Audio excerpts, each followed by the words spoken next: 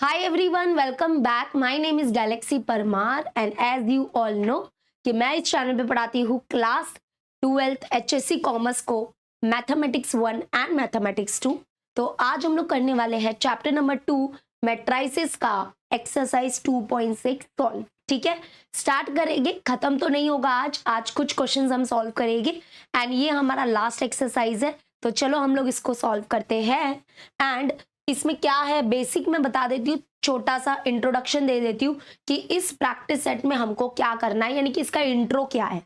Okay, तो क्या दिया है देखो, यहाँ पे हमको क्या करना है, एप्लीकेशन ऑफ मैट्राइसेस। मतलब अभी देखो हम लोग इतना मैट्राइसेस के बारे में पढ़ रहे हैं कि मैट्राइसेस क्या होता है वगैरह वगैरह, लेकिन ये इसको अप्लाई कहाँ पे करेंगे, मतलब ये मतलब कैसे हमको हेल्प करेगा, किस मतलब कौन से क्वेश्चन को हेल्प करने के लिए ये काम करेगा हमको, या रियल लाइफ अगर कोई हमारे पास प्रॉब्लम आता है तो वो कैसे मैट्राइसेस हमारी मदद करता है वो प्रॉब्लम को सॉल्व करने में, वो हम देखेंगे। तो आपको शायद याद होगा कि आपने या हमने क्लास 10th में हमारा एक अलजेब्रा का चैप्टर नंबर 1 था, लीनियर इक्वेशन इन 2 वेरिएबल। याद है कि नहीं? ऑब्वियसली याद होगा यार। हाँ, तो हम लोग के पास क्या होते थे पता है, उसमें साइमल्टेनियस लीनियर इक्वेशन होते थे। साइमल्टेनियस लीनियर इक्वेशंस मतलब क्या, दो लीनियर इक्वेशन इन 2 वेरिएबल्स होते थे हमारे पास और उसको हम लोग साइमल्टेनियसली सॉल्व करते थे और हम लोग क्या करते थे, उसका सोल्यूशन फाइंड करते थे। इसका मतलब हम वो एक्स और वाई की वैल्यू फाइंड करते थे। याद आया कुछ? हाँ, एलिमिनेशन मेथड से, याद है ना एलिमिनेशन मेथड? अरे अभी तो किया था, इतना एलिमिनेशन मेथड किया है हमने। और वो एलिमिनेशन मेथड हम लीनियर रिग्रेशन यानी कि मैक्स 2 में हम लोग कर रहे थे। ठीक है, मैं मैक्स 2 भी पढ़ाती हूँ, वो भी बता देती हूँ। हाँ, और क्रैमर्स रूल से हम लोग साइमल्टेनियस लीनियर इक्वेशन को सॉल्व करके एक्स और वाई की वैल्यू निकालते थे। देखो क्रैमर्स रूल में देखो वो डिटर्मिनेंट आ रहा है और डिटर्मिनेंट इसका ही पार्ट है कहीं ना कहीं। और ग्राफिकल मेथड से भी हमने क्या किया था, साइमल्टेनियस लीनियर इक्वेशन के सोल्यूशन निकाले थे। ठीक है, तो उसी तरह से जो हमारे साइमल्टेनियस लीनियर इक्वेशन है उसके हम लोग सोल्यूशन फाइंड कर सकते हैं by using matrices. Yes, by using matrices. और एक बात, हमारे 10th स्टैंडर्ड में लीनियर इक्वेशन इन 2 वेरिएबल तक ही था, बट इसमें question linear equation in 3 variable तक भी हो सकते हैं। ठीक है, अब जैसे देखो ये वाला जो इक्वेशन है ये होगा हमारा लीनियर इक्वेशन इन 2 वेरिएबल। ये एक लीनियर इक्वेशन इन 2 वेरिएबल है। अगर ऐसे हमारे पास दो लीनियर इक्वेशन इन 2 वेरिएबल है या दो से ज्यादा है तो उसको हम साइमल्टेनियस लीनियर इक्वेशन बुलाते हैं। ठीक है, तो यहाँ पे देखो, यहाँ पे अगर आप लोग ये देखोगे तो ये हमारे दोनों है, ये दोनों साइमल्टेनियस लीनियर इक्वेशन है and this is linear equation in 2 variable. दो वेरिएबल है एक्स एंड वाई, और यहाँ पे ऐसे 3 वेरिएबल भी हो सकते हैं। ठीक है, that is 2x minus 5y plus 3z is equal to 9। फिर यहाँ पे अगर आप लोगे for example 3x minus 9y plus z is equal to 7, और अगर लोगे 3x minus 5y plus 5z is equal to 5। तो यहाँ पे देखो 1 2 3, यहाँ पे 3 लीनियर इक्वेशंस है। ठीक है, और यहाँ पे कितने वेरिएबल है, 3 वेरिएबल है। तो ये भी क्या हो गए, साइमल्टेनियस लीनियर इक्वेशन हो गए। साइमल्टेनियस मतलब जब दो या दो से ज्यादा लीनियर इक्वेशन होते हैं ना तो उनको साइमल्टेनियस बुलाया जाता है एंड ये है simultaneous linear equation in 3 variable. तो अगर हमको इसका सोल्यूशन फाइंड करना है, ये दोनों का सोल्यूशन फाइंड करना है, x1 y की वैल्यू फाइंड करनी है, तो मैट्राइसेस की मदद से कर सकते हैं।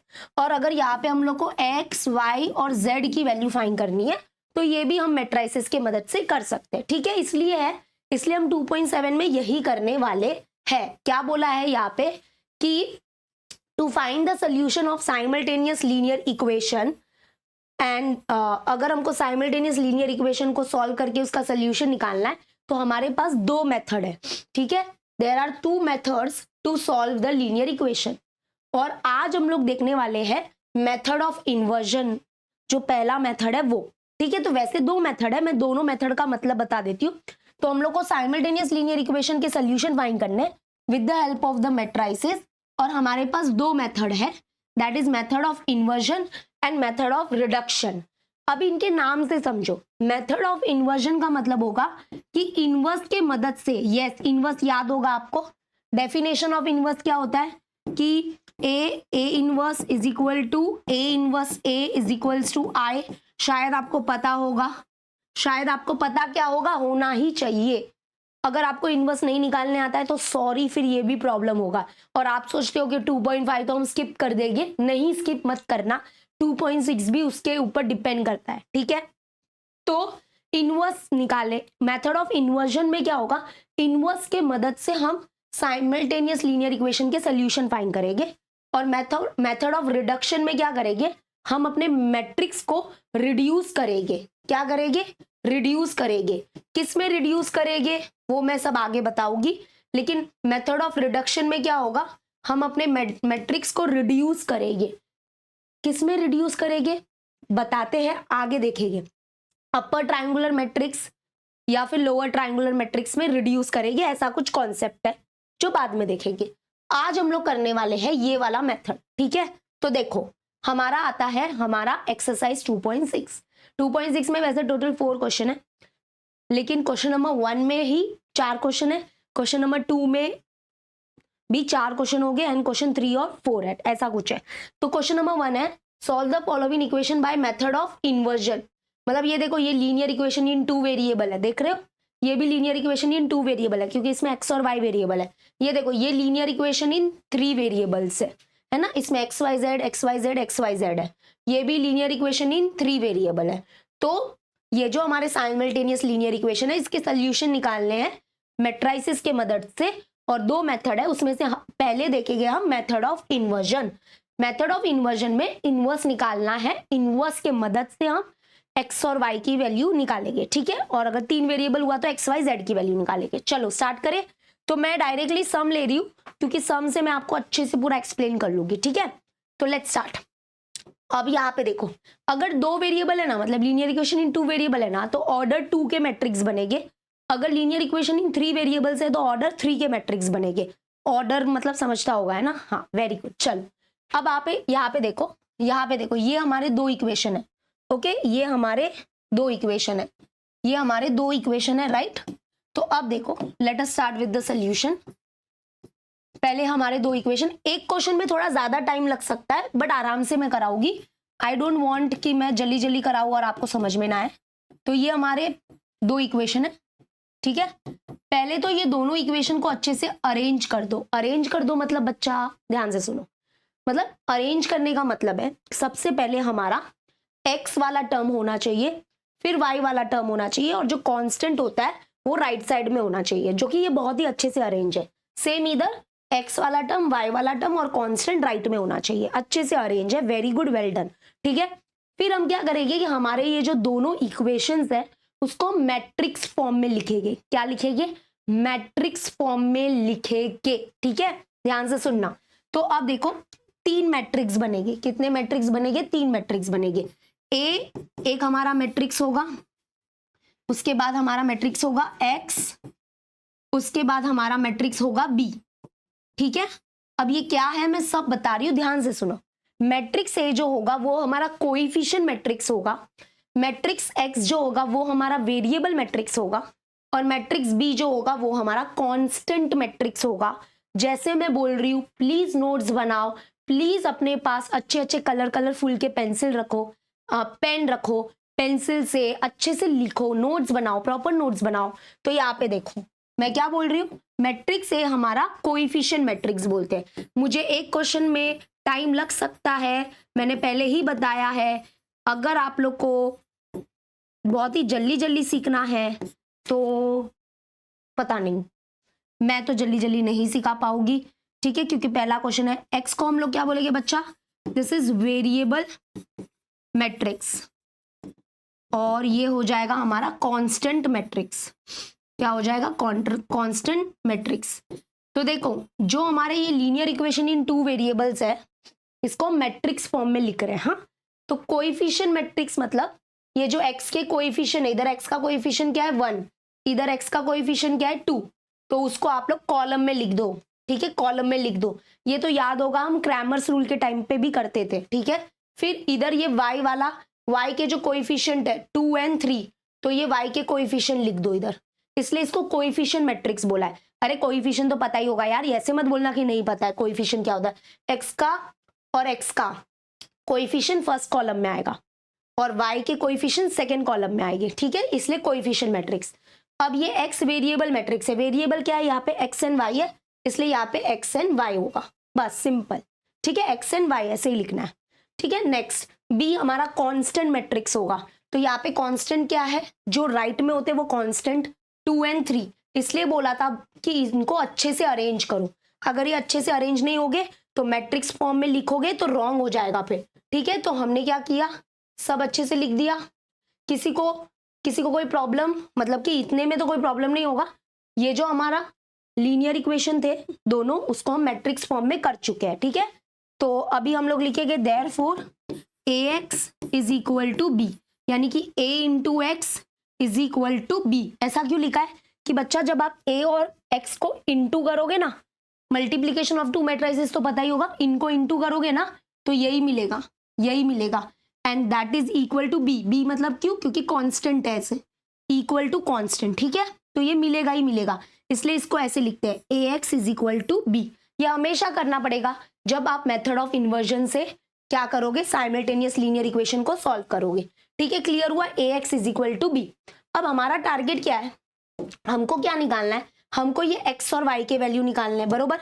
हमारा टारगेट क्या है कि x और y के वैल्यू फाइंड करने, इसका मतलब हमको क्या फाइंड करना है, ये x फाइंड करना है, right. This is question mark, इधर देखो, दिस इज क्वेश्चन मार्क। तो ये x को फाइंड करने के लिए हम लोग क्या करेंगे, हम क्या करेंगे, इधर से ये a को हटाएंगे, क्योंकि जब a हटेगा तो x की वैल्यू मिलेगी हमको कुछ, है ना। और a को ऐसे नहीं हटा सकते, मतलब ये मत सोचना कि a इधर मल्टीप्लाई में इधर डिवाइड में आ जाएगा, नहीं, ऐसा नहीं होता है। क्या आपने डिवीजन ऑफ मैट्रिसेस हमने किया है क्या, नहीं। एडिशन ऑफ मैट्रिसेस होता है, सब्ट्रैक्शन ऑफ मैट्रिसेस होता है, मल्टीप्लिकेशन ऑफ मैट्रिसेस भी हो जाता है, बट डिवीजन ऑफ मैट्रिसेस नाम का कोई कॉन्सेप्ट नहीं है। तो इस a को हटाने के लिए क्या करेंगे, इधर a है ना, तो हम उसका इनवर्स लेंगे, ठीक है। तो हम क्या करेंगे, pre multiplying bye a inverse on both the side. ये हमेशा आपको लिखना पड़ेगा जब भी हम मेथड ऑफ इन्वर्जन करेंगे तब, ठीक है। तो अभी देखो ये x की वैल्यू चाहिए ना, हमारा पूरा गोल क्या है, तुम ही बताओ, हमारा टारगेट क्या है कि हम ये x एंड y की वैल्यू निकालें, राइट। ये फाइंड करना है, अगर ये फाइंड करना है तो मुझे a को हटाना पड़ेगा। अब a को हटाने के लिए हम क्या कर रहे हैं वही मैं बता रही हूँ, तो हम बोलेंगे प्री, ये लिखना पड़ेगा कंपल्सरी है। तो क्या बोला मैंने, pre multiplying bye a inverse on both the side, on both the side. ये थोड़ा लर्न कर लेना, मतलब अच्छे से समझ लेना, मैं समझा।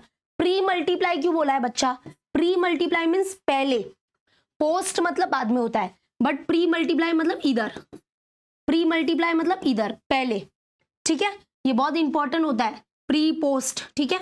तो हमने क्या किया, हम क्या करेंगे, बोथ साइड क्या करेंगे, बोथ साइड हम प्री मल्टीप्लाई करेंगे, किससे, a इनवर्स से। तो a इनवर्स से और a इनवर्स से हमने प्री मल्टीप्लाई किया बोथ साइड। उसके बाद क्या होगा, देखो उसके बाद ये दोनों ग्रुप बना देंगे, ये दोनों ग्रुप बना देंगे, ठीक है। तो ये दोनों a इनवर्स a हमारे ग्रुप बना देंगे, and that is x is equal to, ये ऐसे ही रहेगा, a inverse is equal to b। And हमको क्या पता है, आप लोग को पता होगा कि a इनवर्स a क्या देगा, तुम लोग को पता है ना वो डेफिनेशन ऑफ इनवर्स वाला, कि a इनवर्स a क्या देता है, दैट इज I मतलब ये क्या होता है, I होता है। यानी कि अगर कोई मैट्रिक्स है और उसका इनवर्स है, उन दोनों को अगर मल्टीप्लाई करोगे तो I, यानी कि आइडेंटिटी मैट्रिक्स मिलेगा, आइडेंटिटी मैट्रिक्स मिलेगा, बरोबर। तो यानी कि ये क्या बन गया, ये क्या बन गया, ये बन गया I, ये क्या बन गया, I बन गया, तो ये बन गया I, and I into x is equal to क्या हो गया, a इनवर्स b। I मतलब यूनिट मैट्रिक्स, यूनिट मैट्रिक्स की वैल्यू होती है 1, तो ये 1 हो गया, मतलब 1 into x, x is equal to a inverse b। इसका मतलब x की वैल्यू मिल गई, x की वैल्यू मतलब ये x है ना, इसकी वैल्यू मिल गई, इसकी वैल्यू क्या होगी, x की वैल्यू क्या होगी, अगर x चाहिए तो उसके लिए क्या करो, a इनवर्स इंटू b करो, मतलब कि इसका मतलब a इनवर्स और इंटू अगर b किया तो आप लोग को x मिल जाएगा। x मतलब ये जो मैट्रिक्स x है वेरिएबल मैट्रिक्स है, यानी कि x और y की वैल्यू मिल जाएगी। लेकिन हमारे पास b तो है, चलो b तो है 2 and 3 है ना, b मैट्रिक्स तो है, बट a इनवर्स नहीं है। अब ये a इनवर्स निकालने के लिए क्या करेंगे, तो तो वही तो आया ना 2.5। ए इनवर्स निकालने के लिए अब हमारे पास दो मेथड है, इनवर्स के दो मेथड है। हम इनवर्स निकालते हैं by using elementary transformation method and हम इनवर्स निकालते हैं बाय यूजिंग एडजॉइंट मेथड। तो तुमको जो ठीक लगे भाई करो। एडजॉइंट मेथड अच्छा लगता है क्या? करो। एडजॉइंट मेथड से पहले इनवर्स निकालो, फिर इधर आओ, दोनों की वैल्यू को पुट करो। इधर ए इनवर्स जो मिलेगा उसकी वैल्यू को पुट करो, बी तो पहले से है, दोनों को मल्टीप्लाई करो, एक्स मिल जाएगा। ऐसा होगा। थोड़ा अभी लग रहा होगा अरे भाई क्या टफ है यार, क्या स्किप कर देते हैं यार, ऐसा ही होता है ना तुम लोग का मन, स्किप स्किप स्किप स्किप। लेकिन ऐसा नहीं करने का। पहला क्वेश्चन है ना, डिफिकल्ट लगेगा और ये हर टाइम लिखना है और मैं हर टाइम अच्छे से एक्सप्लेन करूंगी, बस सुनते रहना, ठीक है? तो देखो यूनिट मैट्रिक्स 1 होता है तो that is x is equal to A inverse b. अब क्या करो ना, इसको इक्वेशन नंबर 1 दे दो, ओके? और अभी हमारा टारगेट है कि हम क्या करेंगे, ए इनवर्स निकाले। तो ये पहला क्वेश्चन है, हम इसमें ए इनवर्स को एलिमेंट्री ट्रांसफॉर्मेशन से निकालते हैं। सेकेंड क्वेश्चन में एडजॉइंट मेथड से, मतलब मैं दोनों करवा के दूंगी, ठीक है? तो नाउ हम क्या करेंगे, वी विल ऐसा लिखना नहीं है बट मैं आपके लिए लिख रू, we will find A inverse by which method. दो मेथड है तो तुम्हारी मर्जी। 2.5 में याद होगा बाय एलिमेंट्री ट्रांसफॉर्मेशन और एलिमेंट्री रो ट्रांसफॉर्मेशन यूज करते हैं, ठीक है? रो और कॉलम में से कौन सा भी कर सकते हो, बाय एलिमेंट्री रो ट्रांसफॉर्मेशन। और एलिमेंट्री रो ट्रांसफॉर्मेशन के लिए क्या इक्वेशन यूज होता है, देखो याद होगा, मैं पीछे लेके जाती हूँ थोड़ा। पता नहीं तुम लोग कितने कलाकार लोग हो, कैसा स्टडी करते हो, कैसे आपका चल रहा है, मुझे कुछ आइडिया नहीं है। मैं अपना पूरा ट्राई कर रही हूँ अच्छे से। देखो एलिमेंट्री ट्रांसफॉर्मेशन है ना, एलिमेंट्री ट्रांसफॉर्मेशन, इसमें हमारे पास इनवर्स निकालेंगे हम लोग। एक मिनट, किधर गया भाई? मिलना है तो मिल, नहीं तो हम फटाफट आगे बढ़ रहे क्योंकि हम टाइम वेस्ट नहीं कर सकते। 2.4 आया है। ये चैप्टर बहुत बड़ा है भाई। देखो ये रहा, तो ये देखो एलिमेंट्री ट्रांसफॉर्मेशन में दो मेथड है, रो ट्रांसफॉर्मेशन, कॉलम के लिए और रो के लिए अलग इक्वेशन यूज होता है। रो ट्रांसफॉर्मेशन के लिए ये इक्वेशन यूज करने का, कॉलम के लिए ये यूज करने का, ठीक है? तो वो परफेक्ट होना चाहिए। तो ऐसा नहीं है कि हम कहीं पे भी कौन सा भी यूज कर सकते। तो क्योंकि हमने रो ट्रांसफॉर्मेशन सिलेक्ट किया है तो चलो रो ट्रांसफॉर्मेशन से हम लोग निकालेंगे। तो let's start. Now we will find A inverse by elementary row transformation. Therefore क्या होता है row transformation, A inverse is equal to I. ये रो ट्रांसफॉर्मेशन का इक्वेशन होता है। तो ए हमारे पास है, ये रहा मैट्रिक्स ए, तो ये हो जाएगा 1 2 2 3। और ए इनवर्स फाइंड करना है ना, इसके लिए तो हम इतना मेहनत कर रहे हैं, तो ए इनवर्स ऐसे ही रहेगा, ओके? ये मतलब ये जो मिलेगा ना यहाँ पे ए इनवर्स, वो इधर पुट करना है फिर, ठीक है? इसलिए इसके इक्वेशन नंबर 1 रखा है। और आइडेंटिटी मैट्रिक्स, यूनिट मैट्रिक्स होगा ये ऑर्डर 2 का, ये यूनिट मैट्रिक्स ऑर्डर 2 का। अब तो पता ही आपको क्या करना है, अगर ए इनवर्स निकालना है तो हम क्या करेंगे, ये जो है इसको हम एलिमेंट्री ट्रांसफॉर्मेशन से इसको हम आइडेंटिटी बना देंगे, यूनिट मैट्रिक्स बना देंगे, ये 1 हो जाएगा, ठीक है? और जो चेंजेस यहाँ पे करेंगे वो चेंजेस वहां पे भी करना पड़ेगा, ये तो पता होगा। 2.5 इतना तो अच्छा। और रो ट्रांसफॉर्मेशन का पैटर्न याद है ना, पहला स्टेप होगा इसको 1 करो और फिर रो ट्रांसफॉर्मेशन में नीचे जाते हैं हम लोग, फिर इसको 0 करो, फिर इसको 1 करो और फिर इसको 0 करो, ओके? ये पैटर्न फॉलो करना है। तो देखो ऑलरेडी ये 1 है, बहुत बढ़िया बात। अब इस 1 का सपोर्ट लेके इसको 0 करो, नीचे वाले को इसको 0 करो।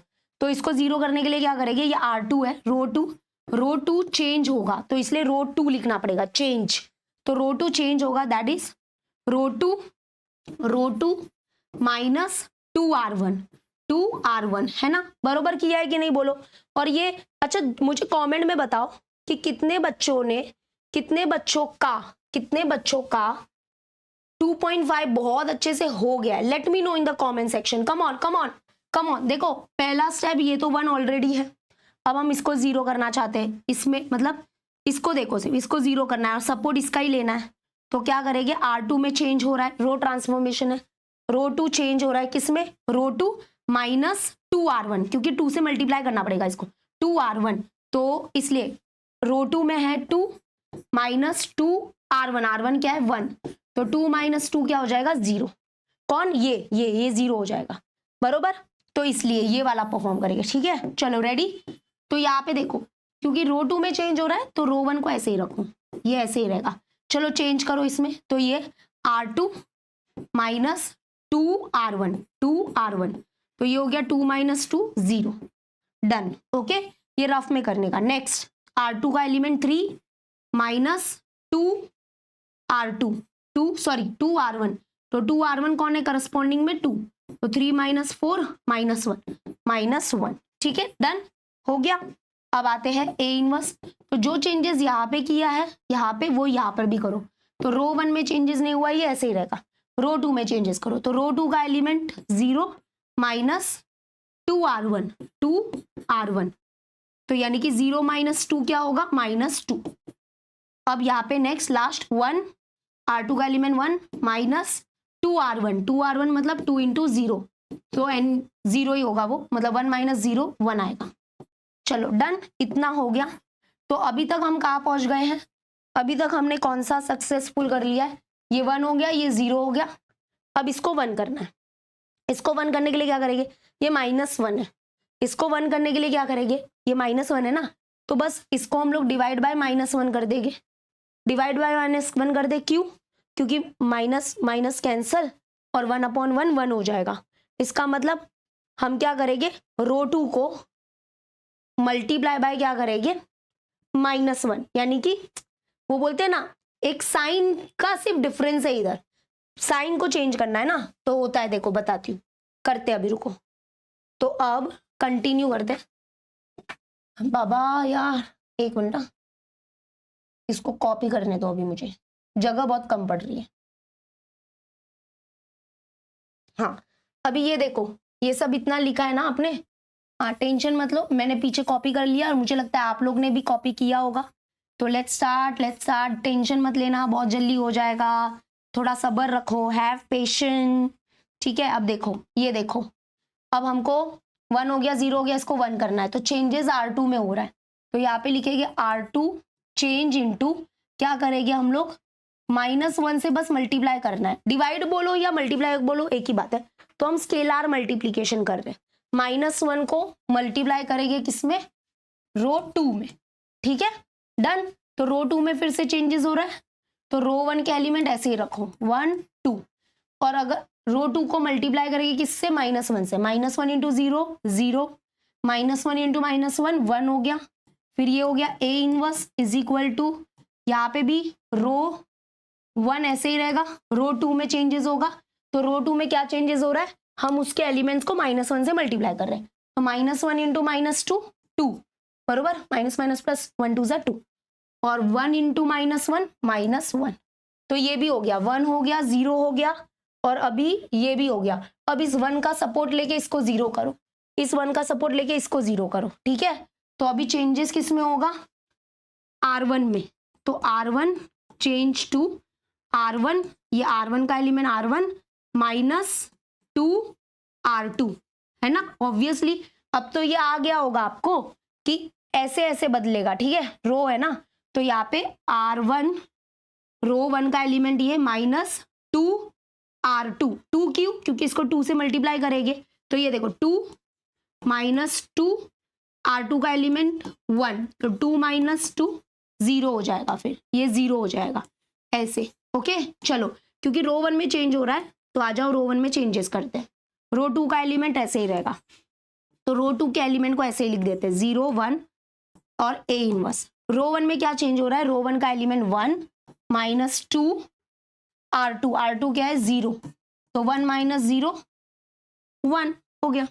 अब ये R1 का एलिमेंट 2 -2R2, 2R2, तो 2 -2 0 हो गया।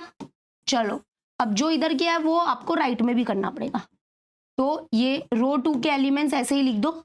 अब रो 1 के एलिमेंट को करते, तो रो 1 में चेंज होगा 1 -2 R2, R2 में कौन है 2, तो 1 -2 2 4, यानी कि -3। अब इधर ये 0 -2R2 यानी कि 2 R2 में कौन है, -1, तो 0 माइनस माइनस प्लस 2 1 ज़ा 2, यानी कि ये हो गया 2, डन। और अब जाके फाइनली ये हुआ कंप्लीट। इसका मतलब ये देखो, ये आइडेंटिटी मैट्रिक्स में हो गया, मतलब ये हो गया आई मतलब 1 unit matrix into a inverse is equal to this, यानी कि ए इनवर्स मिल गया है, तो दिस इज ए इनवर्स। हाँ, बक्से में इसको बंद कर दो, ये बहुत जरूरी चीज मिली है, तो ए इनवर्स मिल गया है। नाउ फाइनली अब क्या करेंगे, ध्यान से सुनना, ये स्टेप सुनो। अभी तक हमको क्या करना है पता है ना, एक्स और वाई की वैल्यू फाइंड करनी है। तो अब कंटिन्यू करेंगे। देखो अब ये ए इनवर्स की वैल्यू मिल गई है, तो अभी हम क्या करेंगे, ये देखो, ये जो इक्वेशन नंबर वन है ना, तो now we will put the value of a inverse and b in equation number 1। Now ऐसे लिखने का है तो लिख सकते हो, ये थोड़ा सा साइड में ले लेती हूँ, एक मिनट।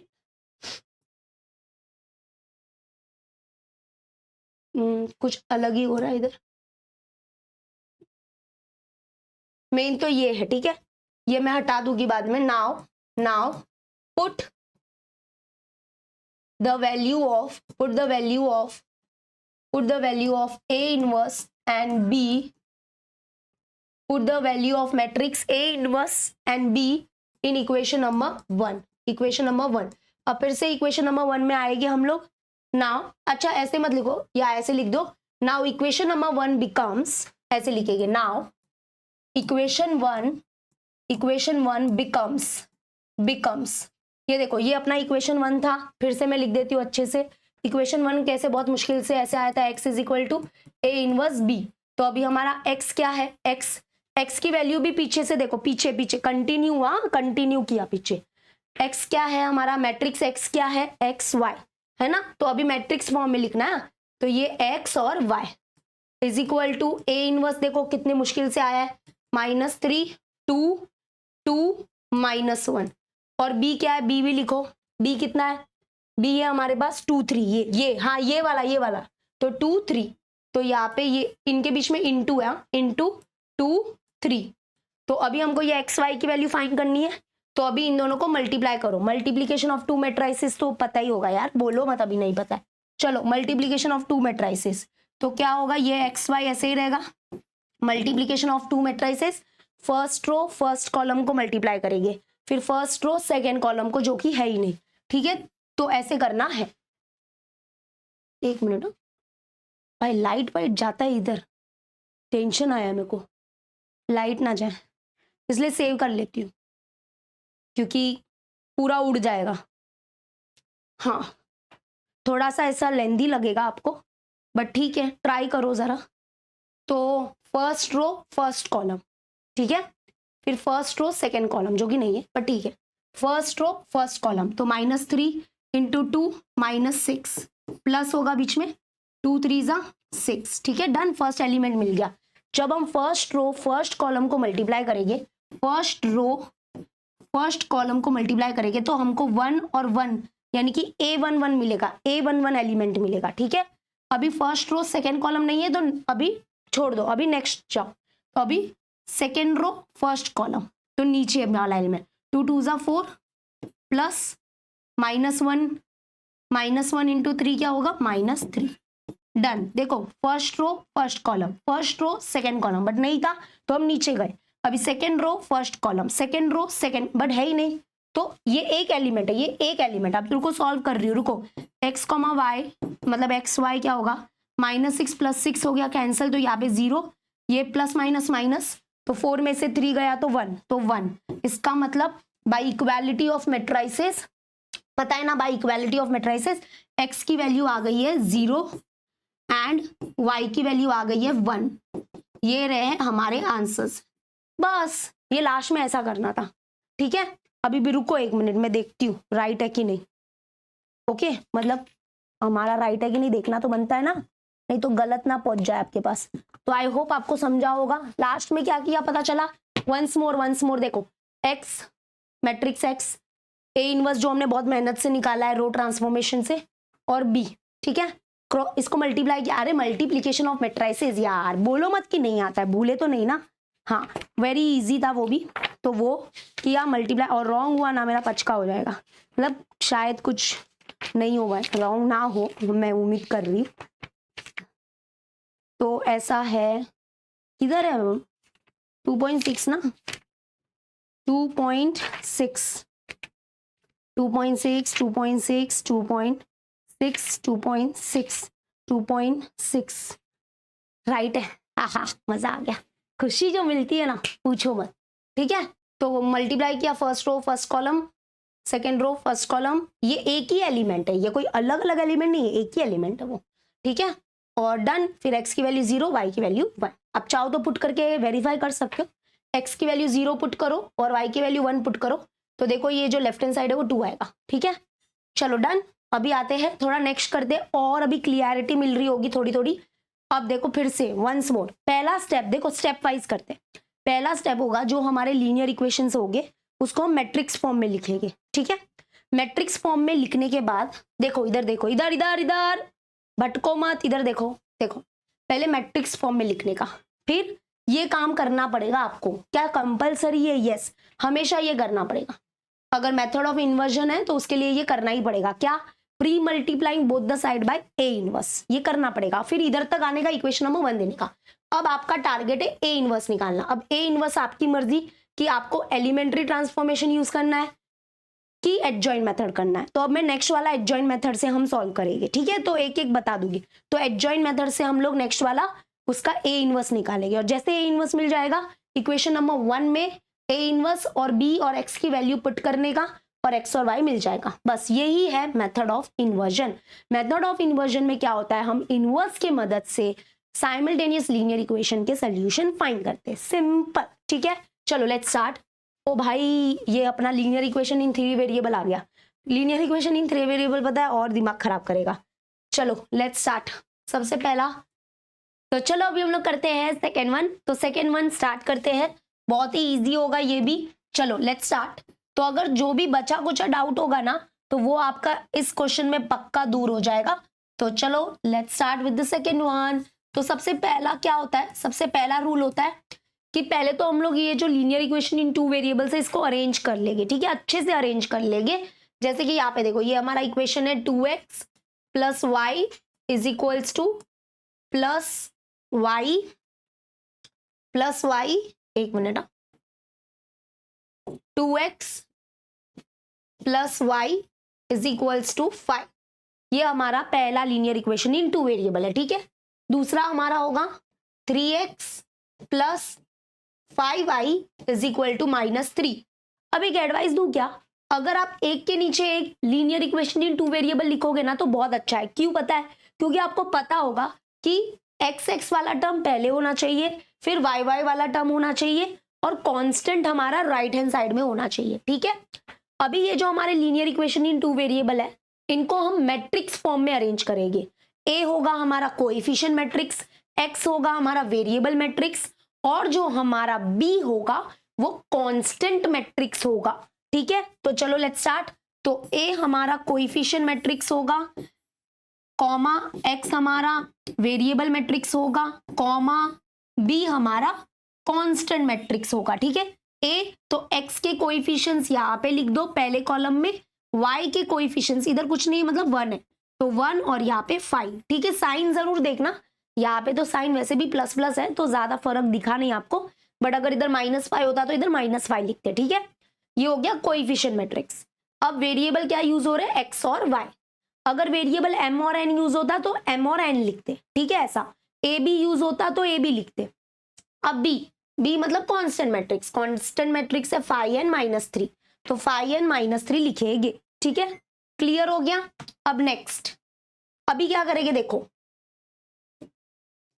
अभी होगा हमारा नेक्स्ट, अभी तो नाउ ये हो जाएगा ax is equal to b, हमारा इक्वेशन हो जाएगा ax is equal to b. ठीक है, अभी हम लोग को क्या करना है, देखो हमको क्या फाइंड करना है, ये x फाइंड करना है, ये क्वेश्चन मार्क है, तो ये x फाइंड करने के लिए a को हटाना पड़ेगा।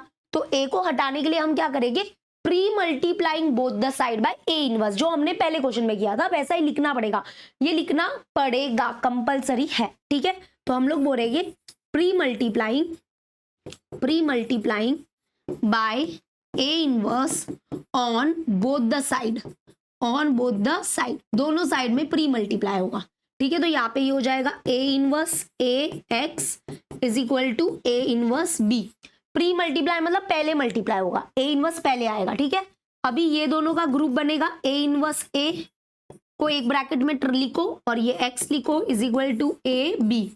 अब we know that A inverse क्या होता है, यानी कि ए इनवर्स ए क्या होता है, दैट इज इक्वल टू आई, यानी कि यूनिट मैट्रिक्स। तो ये यूनिट मैट्रिक्स हो गया, यानी कि यूनिट मैट्रिक्स की वैल्यू होती है 1, तो 1 इंटू एक्स क्या हो जाएगा, that is x is equal to, अच्छा सॉरी इधर ए इनवर्स आएगा, x is equal to A inverse b, और इसको दे दो इक्वेशन नंबर 1। ठीक है, समझ में आ रहा है कि नहीं, let me know in the comment section. Okay, तो ये हो गया डन, इधर तक हम आ गए। तो अभी आप लोग को पता है कि अभी हमको ए इनवर्स निकालना है। अभी क्या करना है, हमको ए इनवर्स निकालना है। अब ये ए इनवर्स हम निकालेंगे बाय एडजॉइंट मेथड इस क्वेश्चन के लिए, और ए इनवर्स निकालने के बाद ए इनवर्स और बी की वैल्यू पुट कर देंगे। बी तो पहले से है, ए इनवर्स पहले से है, मतलब पहले से नहीं है, मिलेगा अभी, दोनों को मल्टीप्लाई करेंगे और एक्स मिल जाएगा। ओके, क्लियर हुआ, क्लियर हुआ कि नहीं। ओके, तो चलो लेट्स स्टार्ट। अभी क्या करते देखो, ए इनवर्स फाइंड करते by using adjoint method. Now हम लिखेंगे, now we will find now we will find A inverse by adjoint method. तो एडजॉइंट मेथड का याद है आपको फॉर्मूला ए इनवर्स का, देखो फॉर्मूला ये था, a inverse is equal to 1 upon modulus of a, and यहाँ पे है एडजॉइन ऑफ ए। ठीक है, अच्छा एक minute, I am extremely sorry, एक मिनट इधर देखो, मैं ये बताना चाहती हूँ कि जब हम लोग यहाँ पे ए इनवर्स निकालते हैं, now we will find A inverse by elementary transformation, elementary row transformation, but ये पता है ना कि हर मैट्रिक्स का इनवर्स नहीं होता है ना, ये पता होगा आपको, मैंने 2.5 में बताया था, हर मैट्रिक्स का इनवर्स नहीं होता है। तो क्या पता कि ये जो मैट्रिक्स ए है उसका इनवर्स एग्जिस्ट करता है कि नहीं करता है ना, वो तो मिल गया, लेकिन आपको है ना, now we will find A inverse by elementary row transformation, लेकिन उससे पहले क्या करना पड़ेगा, हमको मॉड्यूलस ऑफ ए निकालना पड़ेगा। इसका मतलब जो मैट्रिक्स क्या है, नॉन सिंगुलर है। नॉन सिंगुलर मतलब कि जिसका डिटर्मिनेंट जो है वो नॉट इक्वल टू 0 है, उसका मतलब इसका डिटर्मिनेंट निकालो एंड वो देखो कि 0 के इक्वल तो नहीं है। अगर 0 के इक्वल हो गया तो मतलब वो सिंगुलर हो गया, तो मतलब कि उसका इनवर्स एग्जिस्ट नहीं करेगा। ओके, तो हमको ये निकालना चाहिए था कि ए इनवर्स इज इक्वल टू, ये देखो ये जो है ना, ये स्टेप ये लिखना चाहिए था, a inverse is equal to, sorry a inverse बोल रही हूँ, determinant of a is equal to, determinant निकालोगे तो 1 2 2 3 होता है, राइट। तो ये हो जाएगा 1 3 ज़ा 3 माइनस 2 2 ज़ा 4, क्या आया, -1 आया, which is not equal to 0, -1 is not equal to 0, so therefore हम बोलेंगे A is non singular, A is non singular matrix, इसका मतलब इसका इनवर्स एग्जिस्ट करता है, इसका इनवर्स एग्जिस्ट करेगा तो हम उसको निकालेंगे बाय यूजिंग दिस मेथड, ऐसा। तो ये लिखना चाहिए था हमको, पर कोई बात नहीं, अभी हम लिखने ही वाले हैं, इस केस में तो लिखना ही है। चलो तो देखो, अभी एडजॉइंट मेथड का फॉर्मूला ये है इनवर्स निकालने का, A inverse is given by that is equal to A determinant of A और एडजॉइन ऑफ ए। और एडजॉइन ऑफ ए क्या होता है, कैसे मिलता है, पता होगा आपको कि जो हमारा कोफैक्टर मैट्रिक्स होगा उसका जब ट्रांसपोज करेंगे तो वो एडजॉइन ऑफ ए होता है। अब कितने लोगों ने एडजॉइन मेथड किया है, let me know in the comment section की बताओ एडजॉइन मेथड आता है कि नहीं आता है। ठीक है, तो now we will find A inverse by adjoint method, so therefore पहले हम इसका मॉड्यूलस चेक, सॉरी मॉड्यूलस बोल रही हूँ, इसका डिटर्मिनेंट देखते हैं कि इसका इनवर्स एग्जिस्ट करता है कि नहीं। तो यानी कि ये हो जाएगा 2 1 3 है और 5। चलो देखो क्या आता है इसका डिटर्मिनेंट ऑफ ए, 2 5 हो गया 10 माइनस 1 3 3, तो क्या हो गया, डिटर्मिनेंट ऑफ ए हो गया 7 which is not equal to 0। So therefore हम क्या बोलेंगे, ए इज मैट्रिक्स ए जो है वो क्या है, नॉन सिंगुलर मैट्रिक्स है, this is non singular matrix. अगर ये नॉन सिंगुलर मैट्रिक्स है इसका मतलब देयरफॉर ए इनवर्स एग्जिस्ट, अगर ये इनवर्स एग्जिस्ट करेगा तो अभी हम इसको निकालेंगे एडजॉइंट मेथड से। और एडजॉइंट मेथड का रूल होता है नंबर 1 पहले माइनर निकालने का, फिर कोफैक्टर निकालने का, कोफैक्टर मैट्रिक्स बनाने का, कोफैक्टर मैट्रिक्स का ट्रांसपोज करेंगे तो एडजॉइन ऑफ ए मिलेगा। ठीक है, ऐसा होगा। तो नाउ चलो माइनर निकालते हैं पहले, तो पहले माइनर निकालेंगे M11, फिर M12, फिर M21, फिर M22, और जैसे ही माइनर निकालेंगे उसी के साथ ही हम कोफैक्टर निकालेंगे। कोफैक्टर को डिनोट करते हैं कैपिटल लेटर से, तो A11, फिर ये होगा A12, फिर इसके बाजू में A21 और A22। ठीक है, चलो रेडी। माइनर कैसे निकालते, माइनर क्या होगा, माइनर ऑफ दिस ये 2 का माइनर क्या होगा, तो ये फर्स्ट रो फर्स्ट कॉलम का एलिमेंट है, इसको डिलीट करो, यानी कि इसको इग्नोर करो, जो बचेगा वो हमारा माइनर हो जाएगा। ठीक है, ऐसे 5, तो मतलब कि 2 का माइनर 5 है, ऐसा बोला जाता है। तो ये हो गया 5। अभी माइनर, इसका माइनर क्या होगा, तो फर्स्ट रो सेकेंड कॉलम को डिलीट करो अपने मन में, क्या बचेगा 3, तो 3 आंसर है, तो ये माइनर हो गया 3। ठीक है, अब सेकेंड रो फर्स्ट कॉलम को डिलीट करो, तो इसका इधर जो एलिमेंट है इसका माइनर है 1, तो यानी कि 1 आंसर है, तो ये 1 हो गया। नेक्स्ट, अभी माइनर ऑफ A22, मतलब ये जो एलिमेंट है सेकेंड रो सेकेंड कॉलम का, इसका जो माइनर है वो है 2, तो ऐसे 2 होगा, तो ये हो गया 2। डन।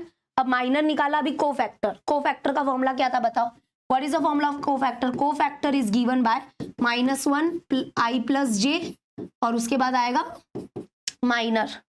ठीक है, तो यहाँ पे आ जाएगा माइनर। तो बहुत सिंपल था कि यहाँ पे देखो ये हो जाएगा -1, और यहाँ पे I + j मतलब इधर 1 1 है, I भी 1 है, j भी 1 है, तो 1 + 1 एंड माइनर 1 1, माइनर 1 1 क्या है 5। तो इसको सॉल्व करोगे, 1 + 1 होता है ऊपर 2, अगर पावर में इवन नंबर है तो -1 + 1 बदल जाएगा, तो ये +1 हो गया, तो +1 × 5 करोगे, यानी कि 1 × 5 करोगे तो 5 मिला।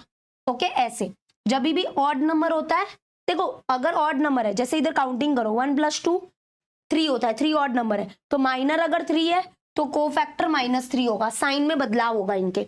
अब जैसे ये 2 + 1 क्या होता है 3 होता है, तो अगर ये माइनर 1 है तो इसका कोफैक्टर अलग होगा, मतलब साइन में डिफरेंस होता है 1 और ये माइनस। और अगर इवन नंबर आता है 2 + 2 4 इवन नंबर है, तो जो माइनर है वही कोफैक्टर होगा, ऐसे। तो है ना, इतना टाइम वेस्ट करने का नहीं कि ये सब लिखना है, तो चलेगा, अगर पूरा लिखोगे तो भी चलेगा, नहीं लिखा तो भी चलेगा। ठीक है, तो ये ऐसे होता है -1 1 + 2, उसके बाद ये आएगा 3, तो 1 + 2 होता है 3, और अगर पावर में ऑड नंबर है इसका मतलब -1 ही रहेगा, -1 × 3 -3 होगा, ऐसे होगा, और ये -1 हो गया और ये 2 हो गया। डन। तो अभी हमने माइनर निकाले, कोफैक्टर्स निकाले, अभी जैसे ही हम माइनर और कोफैक्टर निकालेंगे तो अभी हम कोफैक्टर मैट्रिक्स बनाएंगे। अभी हम क्या बनाएंगे, कोफैक्टर मैट्रिक्स। तो अभी जो मैं बना रही हूँ उसको बोलते हैं कोफैक्टर मैट्रिक्स। ठीक है, तो कोफैक्टर मैट्रिक्स बनाएंगे, उसका ट्रांसपोज करेंगे, तब जाके आगे आंसर आएगा। धीरे धीरे समझना, कोई घाई मत करना। ये इक्वेशन नंबर 1 बहुत इंपॉर्टेंट है, इसको मैं रख रही हूँ इधर। चलो तो देखो, अभी हम आ चुके हैं अपने नेक्स्ट पड़ाव पे। तो अभी नाउ कंटिन्यू करो। Now cofactor matrix is given by, जिसको डिनोट करते हैं हम लोग AIJ से, तो that is equal to cofactor matrix हो जाएगा, इधर A11 इधर A12 इधर A21 A22 होगा। ठीक है, तो ये हो जाएगा 5, फिर आएगा यहाँ पे -3, उसके बाद यहाँ पे आएगा -1 और 2। अब जब इसका हम लोग ट्रांसपोज करोगे तब हमको मिलेगा एडजॉइन ऑफ A, जो हमारे इनवर्स में काम आता है। What is inverse? The inverse का फॉर्मूला क्या होता है by adjoint method, that is given by 1/1 determinant of A into adjoint of A। तो एडजॉइन ऑफ A कैसे मिलेगा, इसका ट्रांसपोज करो, तो इसका ट्रांसपोज क्या होगा, रो कॉलम में बदल जाएगा, डन। तो ये हमको एडजॉइन ऑफ A मिल गया। अभी आ जाएगा therefore A inverse is given by, ये हमारा फॉर्मूला है बाय एडजॉइन मेथड, तो therefore A inverse is equal to 1/, determinant of A कितना आया है देखो 7, वो काम का है 7, और एडजॉइन ऑफ A है ये, दैट इज 5 -3 और ये -1 और 2। तो ये हमारा है इनवर्स। अभी तक इनवर्स ही आया है, तुम लोग घाई मत करना, इनवर्स आया है, बस एक बार चेक कर लेती हूँ इनवर्स राइट है कि नहीं। अब देखो, अभी हमको इनवर्स मिल गया है, ये इनवर्स है, चाहो तो अभी हम इसको मल्टीप्लाई भी कर लेंगे अंदर, वो टेंशन मत लेना। और हमारे पास अभी B डिटर्मिनेंट B भी है, तो अब इन दोनों को मल्टीप्लाई करना है, A इनवर्स और B को। तो हमको x मिल जाएगा। ठीक है, तो चलो लेट्स स्टार्ट करते हैं अभी। तो ये हमारा क्या हो रहा है पता है तुम लोगों को, एक बात बताऊं, इसमें हम लोग के जो एडजॉइन वाले जो कॉन्सेप्ट है, एलिमेंट्री रो ट्रांसफॉर्मेशन वाले कॉन्सेप्ट है ना, वो भी रिवाइज हो रहे हैं। क्या बोलते हो रहे कि नहीं हो रहे रिवाइज? यार बोलो जल्दी से बोलो, हो रहे कि नहीं हो रहे? लेट मी चेक कि हमारा आंसर राइट है कि नहीं है। ओके, डायरेक्ट आंसर दिया इधर, x इज इक्वल टू 4 है और y इज इक्वल टू -3 है। 4 एंड -3 इधर तो डायरेक्ट दिया है। चलो हम पूरा ही करते हैं, बाद में जो होगा देखा जाएगा। ठीक है, तो वेट, हम लोग क्या करेंगे, ये 1/7 को अंदर मल्टीप्लाई कर लेते हैं, स्केलार मल्टीप्लीकेशन जिसको बोलते हैं। तो ए इनवर्स अच्छे से निकाल लेते हैं, ए इनवर्स हो जाएगा, ये मैंने ऐसे ही रखा है, इसको मैं हटा देती हूँ। ठीक है, ये कंटिन्यू करो। तो यहाँ पे ये हो जाएगा 1/7 इंटू 5 करोगे तो कितना हो जाएगा, ऑब्वियसली 5/7। ठीक है, फिर ये मल्टीप्लाई करोगे तो ये -1/7, उसके बाद ये -3/7, मतलब इन दोनों को मल्टीप्लाई कर रहे हैं, फिर ये 2/7। चलो ए इनवर्स मिल गया। So therefore now equation 1 becomes क्या था पता है ना, ये था हमारा, that is x is equal to A inverse b। तो x हमारा मैट्रिक्स है x, y, मतलब xy। ए इनवर्स अभी ताजा आया है, 5/7, -1/7, -3/7 एंड 2/7। और b हमारे पास है पीछे, देखोगे तो इसे कंटिन्यू करना, मैंने बहुत ऐसे अच्छे से लिखा हुआ है, ऐसे पीछे कंटिन्यू करो। तो ये है 5 एंड -3, तो यहाँ पे आएगा 5 एंड -3। चलो दोनों को मल्टीप्लाई करते हैं, तो ये x, y मतलब xy है। अभी बहुत सिंपल है, फर्स्ट रो फर्स्ट कॉलम, फिर नीचे जाने का second row first column, 2 number मिलेंगे, वो 2 नंबर ही हमारे आंसर्स हो गए। तो चलो लेट्स स्टार्ट। तो फर्स्ट रो फर्स्ट कॉलम, तो इन दोनों को पहले 5, इसको इससे मल्टीप्लाई करेंगे, फिर इसको इससे मल्टीप्लाई करेंगे, फिर दोनों को ऐड करेंगे, सिंपल है। ठीक है, तो 5/7 इंटू 5 करोगे तो यहाँ पे आ गया 25/7 ना, क्रॉस मल्टीप्लाई नहीं होगा यहाँ पे, बीच में अगर मल्टीप्लाई होता है तो क्रॉस मल्टीप्लाई नहीं होता। तो 5/7 इंटू 5 करोगे तो 25/7, फिर बीच में प्लस, फिर यहाँ पे आएगा माइनस हो गया प्लस, तो मल्टीप्लीकेशन में प्लस हो गया, ये 1/7 इंटू 3 क्या होगा, 3/7। ठीक है, डन। अभी सेकेंड रो फर्स्ट कॉलम, तो ये हो जाएगा 3 5 15 यानी कि -15/7। देखो सिंपल है, इन दोनों को मल्टीप्लाई हो रहा है, तो -3/7 इंटू 5 करोगे तो -15/7 होगा ना, वही लिखा है। फिर इसको और इसको मल्टीप्लाई करोगे तो -6, 2 3 6, तो -6/7, और बीच में plus, obviously this into this plus this into this, ऐसे। अभी इनको सॉल्व करोगे तो ये देखो, इधर डिनोमिनेटर दोनों का सेम है, तो ये हो गया 7/7 और 25 + 3 28, तो 7 1 ज़ा 7 4 ज़ा 28, तो मतलब 4 आ गया अपॉन, इधर भी दोनों का डिनोमिनेटर सेम है, तो इधर है -15 और ये, एक मिनट मैं अच्छे से इसको लिख देती हूँ क्योंकि मैं चाहती हूँ कि एक एक स्टेप आपको बता देती हूँ, अच्छा रहेगा। देखो इनका डिनोमिनेटर सेम है तो 7, और ये हो गया 25 + 3 दैट इज 28, बरोबर, तो ये हो गया 28, ये ठीक है, 28 डायरेक्ट लिख सकते हैं। इधर देखो अपॉन में 7, यहाँ पे है -15 और ये प्लस माइनस हो गया -6।